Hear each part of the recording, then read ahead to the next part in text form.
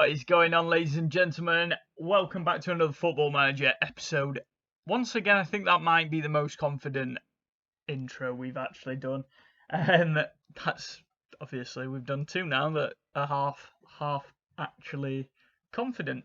I have got your returning, Premier Division champions.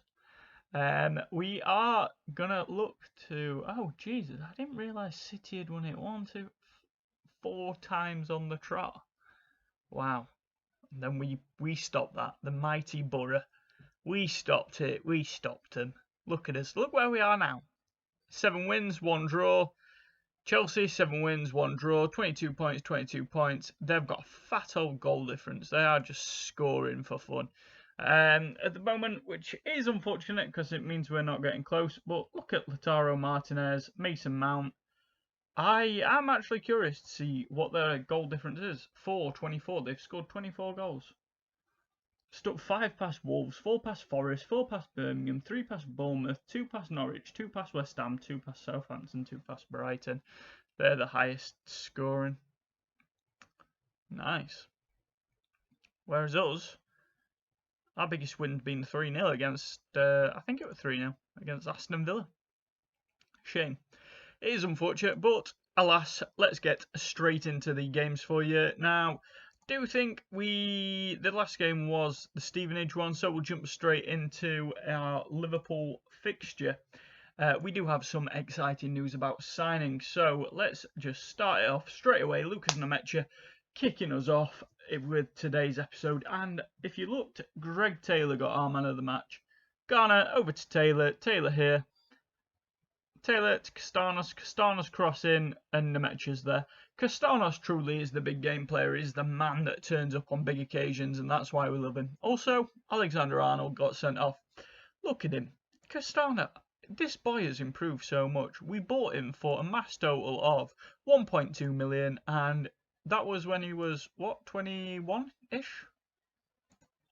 Look at him, 25 million now. Not even close to, well, he's technically close to his actual potential ability. But yeah, he's fantastic. I mean, he's got problems there, but he's an incredible Mazzale. A lot of international experience, 45 caps, 2 goals. Our asking price is 32.5 million. Our asking price should be absolutely nothing. You lot aren't having him. I did just give him a new contract until 2027. The boy well and truly has become one of the best midfielders we've got. And I know, look, he's behind Paddy McNair. Paddy McNair's old-ish. 27 now. He's 54k a week.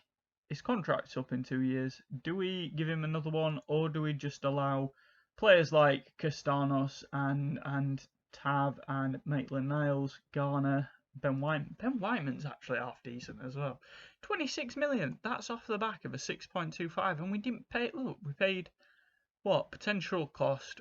We've paid them their entire amount, but we agreed a deal. I mean, I don't know if you can actually see previous transfers, but we did a very good deal against them.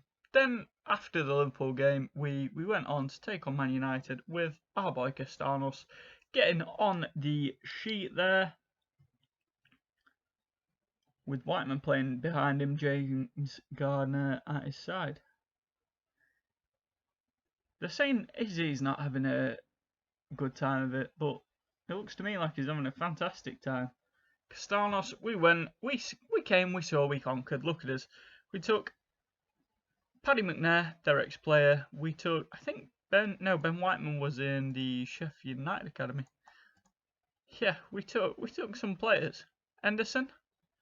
Kieran O'Hara's one of their ex-players, James Garner. Or Garner. I keep saying Gardner. We did lose 2-1 to Barcelona, the harder one in our group. Unfortunately. But when they've got a team playing like they did, we had no choice really. Lionel Messi, big crossing. Sergej Milinkovic-Savic. Fantastic player, isn't he really? Patrick Roberts here, Maitland-Niles. Plays it back to Roberts. Roberts puts it past to Stegen. to set us up on a 1-1, which it could have stayed that way, but unfortunately, the last couple of minutes, you know, Barcelona went and did what Barcelona do. I mean, that was sloppy from Henderson, but he's still a damn sight better than Kieran O'Hara is. And he's got half decent potential ability. He's gonna. I don't know why he says he's a fringe player. What a signing for 4 million that was. Incredible. What a player. Then we went on to beat Newcastle with a very impromptu backline of Dean Bannister and Courtney Charlton. Very odd one from us, but we got the job done, fortunately. Nemecha and Nathan Patterson getting on the score sheet. Garner, Castanos. Castanos ball over to Taylor. Taylor here. Over, and Nemecha tucks that one away. They've got Nick Pope in the net now. Easy. Garner. Garner to McNair. McNair. Castanos. Castanos. Patterson. Patterson. Oof. Takes a touch, pops it away. Comfortable. Fantastic from him there. I did just jump straight off that. Then we did go to Salzburg, who for some reason don't actually have the RB logo. Very odd. I suppose I'd need to install a pack for that. But anyway, let's get straight into the game because it was at home. We were comfortable. Nemecha scoring within first 10 minutes, making us look fantastic. And then Mikey Johnston getting one at the death. Castanos big ball over. Nemecha's just got that pace on him, and look, tucks it away comfortably. No dangers when it comes to Nemecha. Fantastic player. We've just got something in him there. Well worth the 7.5 million or whatever I paid for him.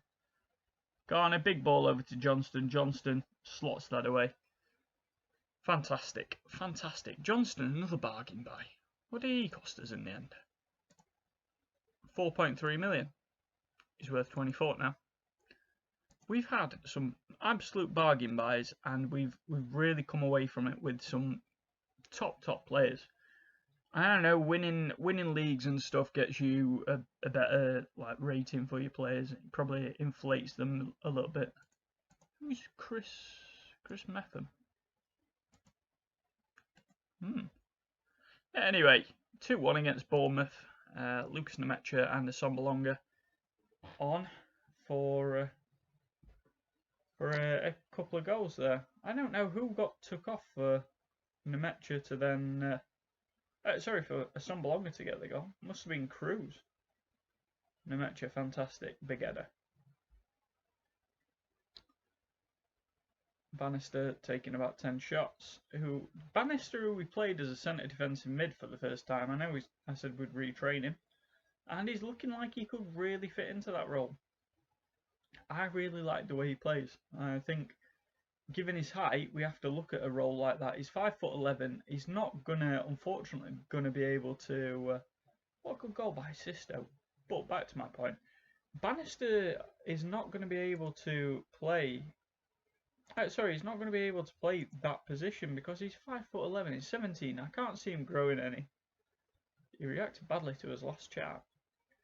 But yeah, I think if we start to play him as a defensive mid, he will truly get that role perfectly, and that's what we're hoping for. Everything about him is good. It's just the height that lets him down. That is his only problem. But alas, let me jump onto the transfers we're making. We've got Badashile joining on the 1st of the 7th, 2023. We've got Nebenon, who I thought looked a half decent player. I'm starting to think maybe he's not. What are we paying for him in total?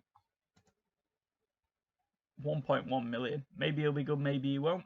And then we're signing Diego Lanes. Now, I'm signing Badiashile because I know he's French and what have you, but I did say we'd have up to 4. Up to 4 of our we'd have up to 4 foreign players in the team. We did get rid of Caro at the start of this season, so him and Lanes are going to be our new fulfillments in that role. Now he does play the left wing. He can play all of those positions. Izzy's the same, and Mikey Johnston, I think, yeah.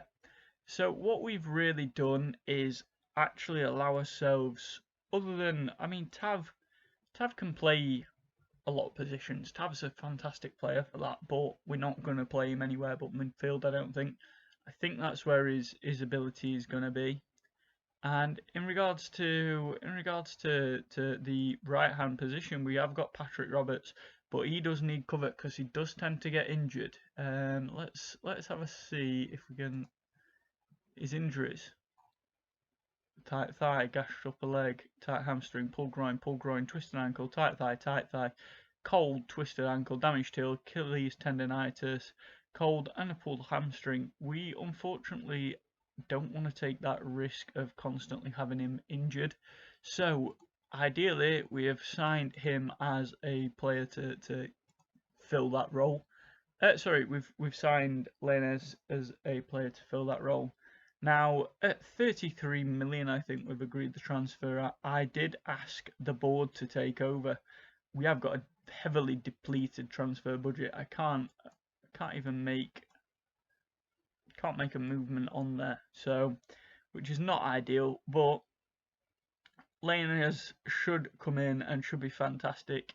He's only 5'6", but then again, so is Patrick. So they're both 5'6". We'll have two of the smallest wingers. Patrick is, I mean, I'm not saying he's getting on, but he's 25 now. And I know that's not old in relative terms.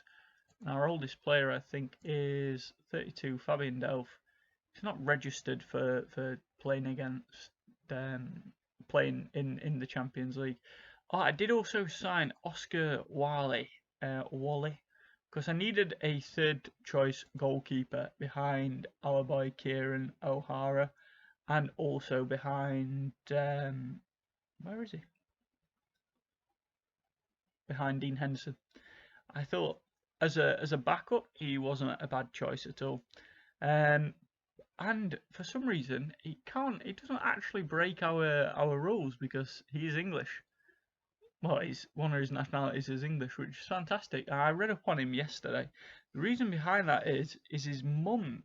Sorry, his dad's actually English and his mum's Spanish or Mexican. No, his mum's Mexican. His dad is English, and his he's actually he was born in Spain. So yeah, as you can see, he was born in Spain, so he's eligible for Spain. Can play for England because his dad's English, and he's also Mexican because of his mum. So he's never actually played in either of the, well, all three of them. He's not actually played in any of the three international stages for them. He did play under 21 for Spain at one point, but then obviously declared for Mexico. But alas, it wasn't to be. A lot of our players are out on loan at Doncaster, obviously being our feeder club now. Look, and they're all our young players as well. So he's got Hurst over there, who is injured. Jack Scott, I don't think it's one of ours.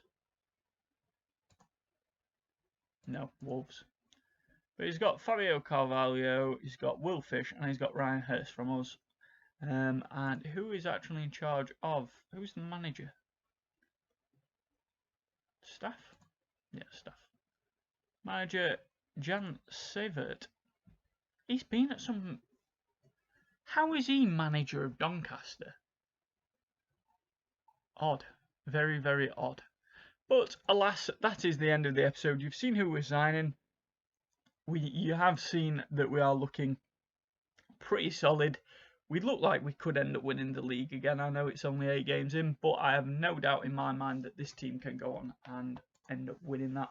But yeah, hope you've all enjoyed this episode, guys. If you have, like and subscribe. If you haven't, also like and subscribe, but just tell me why you haven't enjoyed it. Anyway, thanks a lot. Bye.